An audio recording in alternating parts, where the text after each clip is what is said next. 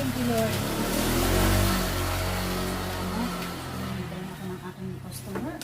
Kailangan makapag-deliver na ako ng aking mga produkto kasi kailangan nila ito, aloe vera gel, itong kanyang fish oil, ang kanyang RG, kasi kailangan ng kanyang circulation, kailangan din ang kanyang kailangan din ang vitamins para lumabas ang kanyang immune system and multivitamins para sa kanyang anak.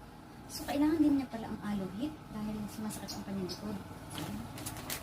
Ay, thank you, Lord. Nakakapag-deliver na naman ako. Say-say ako talaga. Grabe.